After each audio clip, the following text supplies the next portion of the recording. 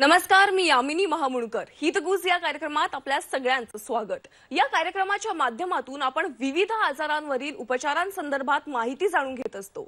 आज आपण पक्षाघात म्हणजे स्ट्रोक विषयी जनजागृतीबाबत माहिती जाणून घेणार आहोत. जागतिक स्ट्रोक संस्थेनुसार 4 पैकी एका प्रौढ व्यक्तीला स्ट्रोकचा झटका येतो. भारतात दिवसेंदिवस स्ट्रोकची प्रकरणं देखील वाढत असून आता मृत्यूचं 4थं कारण आणि अपंगत्वाचं 5वं प्रमुख कारण म्हणून स्ट्रोक क्रमवारीत आहे. दरवर्षी 18 लाख लोकांना याचा त्रास सहन करावा लागतोय आणि भारतात स्ट्रोकमुळे होणारा मृत्यू दर मलेरियाच्या 22 पट आणि क्षयरोगाच्या 1.4 पट आहे. तरीही अनेकांना याचे धोके आणि परिणाम याबाबत काहीही कल्पना नाहीये. आज आपण स्ट्रोकची लक्षणं, त्यावरील उपचार पद्धती आणि प्रत्येक क्षण हा किती महत्त्वाचा असतो याविषयी सविस्तर मध्ये माहिती जाणून घेणार आहोत. या विषयावर मार्गदर्शन करण्यासाठी आपल्या सोबत आहेत स्ट्रोकवरील तज्ञ डॉक्टर नितीन डांगे. डॉक्टर नितीन हे मुंबईतील न्यूरो इंटरव्हेन्शन आणि न्यूरो सर्जरी ग्लॅन ईगल्स हॉस्पिटलचे संस्थापक आहेत. ब्रेन स्ट्रोक विषयी देशामध्ये जागरूकता निर्माण करण्यासाठी डॉक्टरांनी टाइम टू डिसाइड डेस्टिनी हा उपक्रम सुरू केलाय आणि या उपक्रमाचे उद्दिष्ट म्हणजे ब्रेन स्ट्रोकच्या प्रकरणांवर लक्ष केंद्रित करणे आणि जनतेला आवश्यक ते ज्ञान आणि माहिती देऊन जागरूक करणे आहे. आपण थेट विषयाला सुरुवात करूया. डॉक्टर, हितगुज कार्यक्रमात आपलं मनापासून स्वागत. आणि पहिला प्रश्न अत्यंत महत्त्वाचा की लोकांना बऱ्याचदा माहीतच नाहीये की स्ट्रोक म्हणजे नेमकं काय आहे. नमस्कार. स्ट्रोक म्हणजे पक्षाघात किंवा पॅरालिसिस. याचं महत्वाचं डेफिनेशन किंवा आपण ज्याला आपण काय म्हणतो की स्ट्रोक कशामुळे होतो, तर अचानक मेंदूतला रक्तपुरवठा झाला किंवा बंद झाला तर मेंदूतल्या पेशींचा कार्यकारती बंद होते आणि त्यामुळे रुग्णाला किंवा त्या पेशंटला स्ट्रोकची लक्षणं दिसतात आणि याला आपण स्ट्रोक म्हणतो किंवा पॅरालिसिस किंवा पक्षाघात म्हणतो. म्हणजे सर्क्युलेशन बंद होतं अचानक आणि मग स्ट्रोकची लक्षणं सुरू होतात. पण ही नेमकी लक्षणं काय आहेत, कसं ओळखायचं की आता स्ट्रोकचा धोका निर्माण होणार आहे? स्ट्रोकची लक्षणं खूप गरजेचं आहे की सर्वांना माहिती असायला पाहिजेत, कारण हे लक्षणं जर दिसली तर लगेच ह्या रुग्णांना आपण उपचार सुरू करण्याचं महत्व आहे. तर सुरुवातीचं लक्षण म्हणजे अचानक तोल जाणे किंवा संतुलन बिघडणे किंवा एका किंवा दोन्ही डोळ्यांनी दिसायला बंद होणे अचानक, किंवा चेहरा वाकडा होणे किंवा असिमेट्रिक म्हणतो आपण त्याला, किंवा आम किंवा एक बाजूचा हात किंवा पाय व्यंगत्व किंवा अचानक लुळा पडणे, बोलायला किंवा स्पष्टता आपण उच्चारामध्ये स्पष्टता निघून जाते किंवा बोलायला अडखळतो. हे लक्षणं, ही आता जे बोललेली जी लक्षणं आहेत ते जर दिसली तर वेळ हा खूप महत्वाचा आहे आणि अशी लक्षणं दिसलेल्या रुग्णांना किंवा आपल्या नजदीकच्या कोणाला अशी लक्षणं दिसली तर यांना लगेच आपण उपचारासाठी स्ट्रोक रेडी सेंटरमध्ये घेऊन जाणं गरजेचं असतं. बरं, वेळ खूप महत्वाचा आहे. बरोबर बोलताय डॉक्टर, पण सगळ्यात महत्वाचं तुम्ही यावर कसं निदान करता? सर, अशी लक्षणं दिसल्यावर हा रुग्ण आमच्या हॉस्पिटलमध्ये आला किंवा इमर्जन्सीमध्ये येतो आणि ही एक इमर्जन्सी असते किंवा मेडिकल इमर्जन्सी म्हणतो, लाईफ सेव्हिंग मेडिकल इमर्जन्सी म्हणतो आपण याला. कारण हे लक्षणं दिसल्यावरती रुग्ण आपल्याकडे आल्यावर पहिलं निदान आपण त्यांना फिजिकल करतो आणि त्यांचा इतिहास घेतो की केव्हापासून हे लक्षणं सुरू झाली. हा वेळ खूप महत्वाचा आहे. सुरुवातीचं लक्षण केव्हा झाले हे समजणं खूप गरजेचं आहे आणि मग त्यांना आपण एक्झामिन करतो, फिजिकली पूर्ण इतिहास घेतो आणि मग असे जर लक्षणाचा आपल्याला संशय आला की पॅरालिसिसचे लक्षण आहेत तर त्यांना लगेच न्यूरो इमेजिंग करतो, ज्याच्यामध्ये आपण ब्रेनचा CT स्कॅन आणि MRI होतो. इथे मला खूप महत्वाचा एक मेसेज द्यायचा आहे की स्ट्रोक पॅरालिसिस हा हार्टमुळे नसतो, हा ब्रेनमुळे, मेंदूच्या रक्तपुरवठा कमी पडल्यामुळे स्ट्रोक किंवा पक्षाघात होतो. ब्रेन मुळे पक्षाघात होतो. हार्ट किंवा इतर कुठल्याही अवयवामध्ये प्रॉब्लेम नसल्यामुळे स्ट्रोक होत नसतो, तर मेंदूमध्ये रक्तपुरवठा कमी झाल्यावर स्ट्रोक होतो. तर ही लक्षणं जर दिसली तर आपण CT स्कॅन किंवा MRI करावं लागतो, त्यानंतरच स्ट्रोकचं निदान होतं. स्ट्रोकचं निदान न करता हे लक्षणं दिसली आणि ट्रीटमेंट घरी किंवा उपचार घरी चालू करणे हे चुकीचं आहे. कारण कधी कधी दोन प्रकारचे स्ट्रोक असतात. एक पॅरालिसिसचा स्ट्रोक जे ब्लॉकेज असतो आणि दुसरा असतो ब्रेन हेमरेजचा. घरी जर आपण ब्लॉकेज स्ट्रोकसाठी ब्लड थिनर चालू केले आणि कदाचित तो स्ट्रोक हेमरेज निघाला तर मग स्ट्रोक मध्ये तुम्हाला ब्रेन हेमरेज वाढण्याची शक्यता असते. यासाठी विदाउट किंवा विना सीटी स्कॅन किंवा MRI केल्याशिवाय उपचार सुरू करू नयेत. बरोबर. तुम्ही जो उल्लेख केलात की अनेकदा घरगुती उपचार करायला पहिलं प्राधान्य देतात आणि नंतर मग तो जो आजार असतो तो जेव्हा शेवटच्या स्टेजला जातो तेव्हा आपण अगदी बरोबर. वेळ हा खूप महत्वाचा विषय असतो पॅरालिसिस किंवा पक्षाघात मध्ये. किंवा वेळेत जर उपचार सुरू झाले तर खूप फरक पडतो आणि योग्य उपचार पद्धती करणे खूप गरजेचं आहे. घर ह्या स्ट्रोकसाठी किंवा पॅरालिसिससाठी होत नसतो.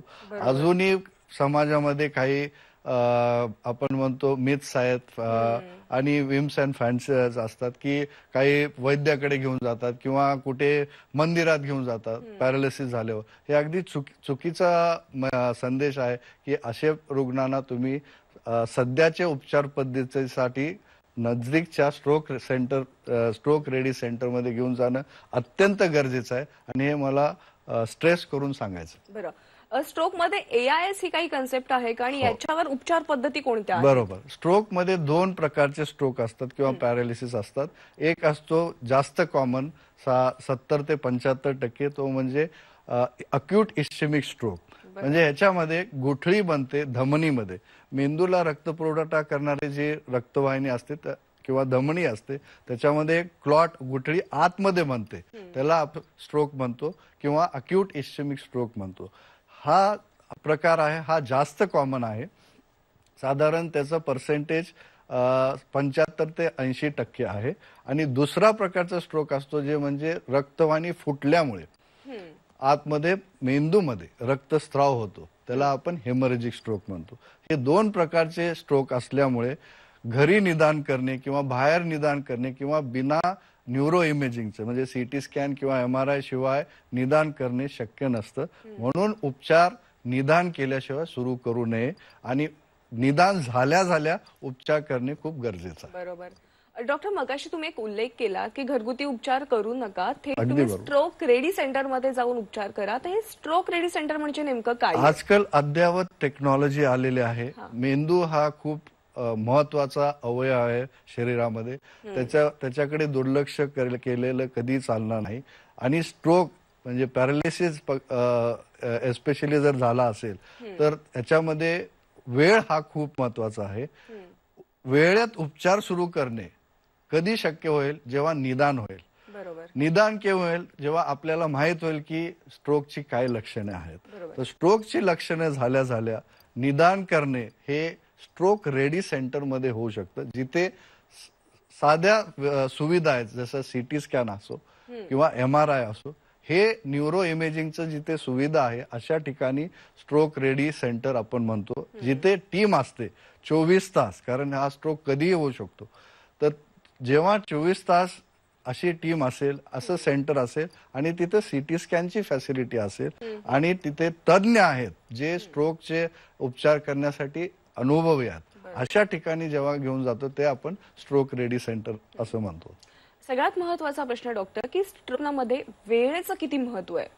अगदी बरोबर. वेळ हा खूप महत्वाचा घटक आहे पक्षाघाताच्या इलाजामध्ये. कारण साधारणतः प्रत्येक सेकंदला स्ट्रोक झाल्यानंतर म्हणजे रक्तपुरवठा बंद पडला, पुढे जेवढ्या पेशी आहेत मेंदूमधल्या ते 19 लाख पेशी प्रत्येक सेकंदला मरतात किंवा त्यांचं कार्यरत खतम होत.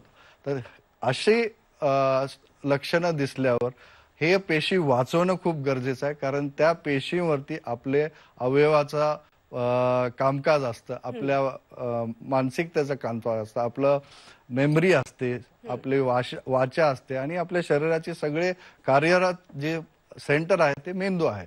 तर त्या पेशींचं कामकाज वाचवण्यासाठी, त्यांचे फंक्शन वाचवण्यासाठी वेळेत उपचार करणं, लवकर तो रक्तपुरवठा सुरळीत करणं हा खूप महत्वाचा इलाजाचा भाग आहे किंवा उपचार भाग आहे. म्हणून वेळ खूप महत्वाची आहे. डॉक्टर, सगळ्यात महत्त्वाचं म्हणजे कोणताही आजार होतो आणि त्याला महत्त्वाचं कारण असतं त्यामागे, ते म्हणजे आपली जीवनशैली. अनेकदा आपण अवेळी जेवण असतं, आहार व्यवस्थित नसतो, तर नेमकं स्ट्रोक होण्यासाठी आपल्याला जीवनशैलीमध्ये कोणकोणते बदल अगदी करायला बरोबर. पाहिजे? हा खूप महत्वाचा घटक आहे की स्ट्रोक आपण कसं टाळू शकतो. दैनंदिन जीवनात आपल्याला फिजिकल ऍक्टिव्हिटी म्हणजे रेग्युलर व्यायाम करणं हा खूप महत्वाचा हे त्याच्यामध्ये मला एक संदेश द्यायचा की फिट राहणं खूप गरजेचं आहे.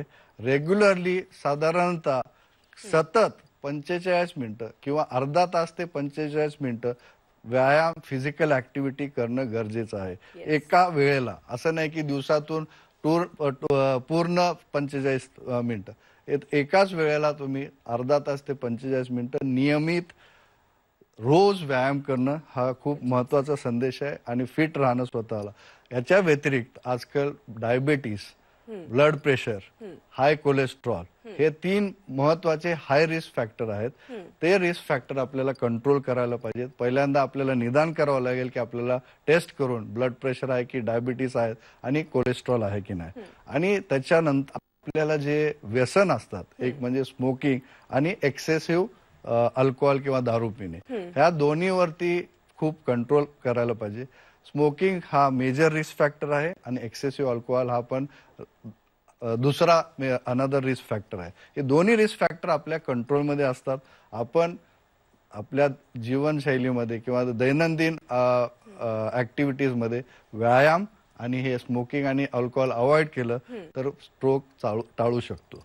याच्या व्यतिरिक्त आहारामध्ये सकस आहार, बॅलन्स डाएट आपण ज्याला म्हणतो, with high fibre, high protein आणि लेस कार्बोहायड्रेट, हे आपल्या आहारात असायला पाहिजे. पालेभाज्या असायला पाहिजेत, ज्याच्यामुळे स्ट्रोक जरी झाला किंवा मायनर स्ट्रोक झाला काही कारणास्तव, तर हे जे पालेभाज्यामध्ये न्यूट्रिएंट्स असतात ते प्रोटेक्टिव्ह असतात. बरोबर.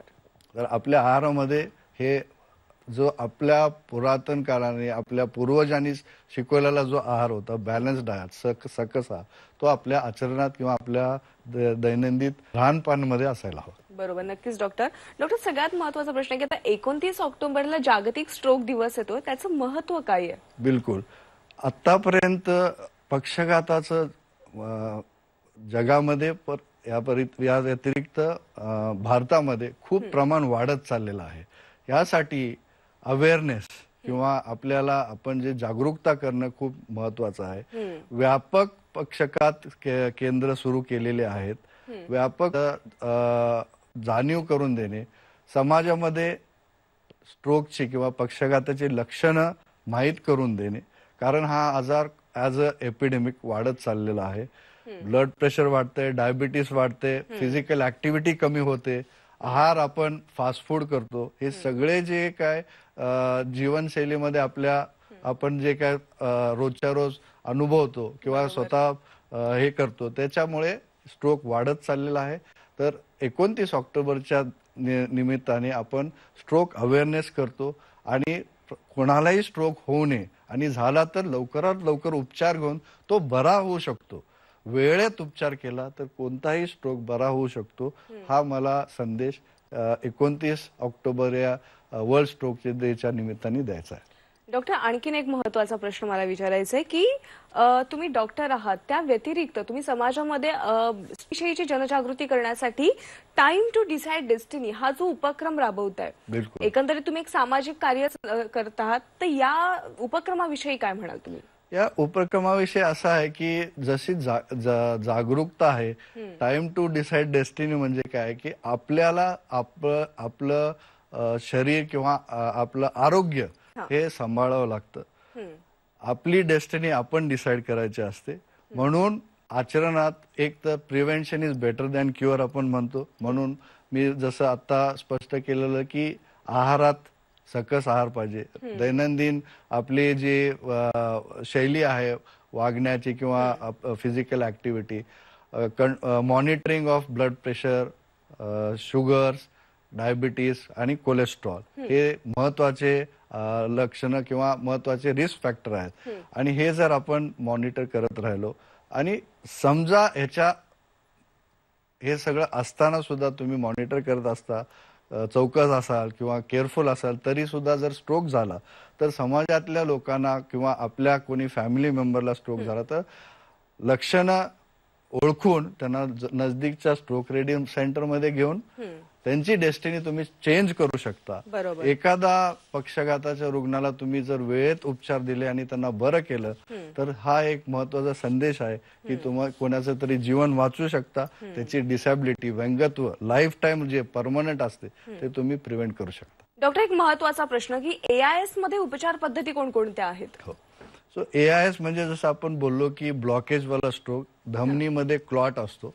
ह्या क्लॉटसाठी 2 प्रकारची उपचार पद्धती असते. एक म्हणजे मेडिकल ट्रीटमेंट, ज्याच्यामध्ये आपण एक इंजेक्शन देतो ज्याला आपण क्लॉट किंवा गुठळी विरघळण्याचे इंजेक्शन, त्याला आपण इंग्लिशमध्ये थ्रॉम्बोलायसिस म्हणतो. म्हणजे क्लॉट विरघळतो तो IV मधून देतो आपण आणि ते 4.5 तासाच्या आत दिलं जातं. त्याला आपण मेडिकल मॅनेजमेंट म्हणतो. आणि त्याच्यामुळे ते शरीरात इंजेक्शन गेल्यावर जिथे क्लॉट आहे मेंदूमध्ये तो क्लॉट विरघळण्याचं ते कार्य करतं. पण याचा सक्सेस रेट साधारण 30 ते 35% आहे. दुसरी महत्वाची आणि अद्ययावत आजकाल उपचार पद्धती आहे ज्याच्यामध्ये सक्सेस रेट साधारण 85 ते 90% आहे. ते म्हणजे अँजिओग्राफी मार्फत आपण ह्या रुग्णांना मांडीतून कॅथेटर घालून जिथे ब्लॉकेज आहे ते ब्लॉक आपण मेकॅनिकली म्हणजे स्वतः जाऊन ते सक करतो किंवा स्टेंट टाकून तो क्लॉट आपण बाहेर काढतो मांडीतून. मेंदू मधला क्लॉट ब्लॉकेज झालेला ज्याला आपण थ्रॉम्बस म्हणतो त्याला मेकॅनिकली जाऊन थ्रॉम्बेक्टॉमी करतो किंवा बाहेर काढतो. त्याला आपण मेकॅनिकल थ्रॉम्बेक्टॉमी असं म्हणतात. आणि ती उपचार पद्धती कॅथलॅब म्हणजे अँजिओग्राफी सूटमध्ये आम्ही करतो. ही अद्ययावत टेक्नॉलॉजी आहे. आणि पूर्वीचा जो स्वर्णकाळ होता तो 6 तासापर्यंत होता. म्हणजे पहिलं लक्षण झाल्यापासून 6 तासाच्या आत तुम्ही ही मेकॅनिकल थ्रॉम्बेक्टॉमी करू शकत होता. आता आपण तो एक्सटेंडेड म्हणजे तो स्वर्णकाळ आहे थोडा वाढवलेला आहे. आपण 24 तासापर्यंत अक्यूट इस्चेमिक स्ट्रोक मध्ये म्हणजे ब्लॉकेज स्ट्रोक मध्ये काही रुग्णांमध्ये MRI करतो आणि जर ब्रेनच्या पेशी वाचल्या असतील त्यांना 24 तासापर्यंत जाऊन अँजिओग्राफी मार्फत हा मोठा स्ट्रोक झालेल्या गुठलीमुळे ते गुठली किंवा क्लॉट आपण मांडीतून काढतो, ज्याला आपण मेकॅनिकल थ्रॉम्बेक्टॉमी म्हणतो. जर तुमच्यापैकी कुणाला स्ट्रोकची लक्षणे जाणवत असतील तर घरगुती उपचार करण्यात वेळ अजिबात वाया घालवू नका. लवकरात लवकर जवळच्या स्ट्रोक रेडी सेंटरमध्ये जाऊन वेळीच उपचार घ्या. स्ट्रोकवर वेळीच उपचार मिळालं तर नक्कीच रुग्ण पूर्ववत होतो आणि त्यामुळे कोणतीही रिस्क घेऊ नका. आणि डॉक्टर नितीन यांनी जे काही मार्गदर्शन केलेलं आहे त्यावर गंभीरपणे विचार करा. डॉक्टर, आज वेळात वेळ काढून आपल्या प्रेक्षकांसाठी इतक्या महत्त्वाच्या विषयावर तुम्ही अगदी योग्य मार्गदर्शन केलं त्याबद्दल मनापासून आभार.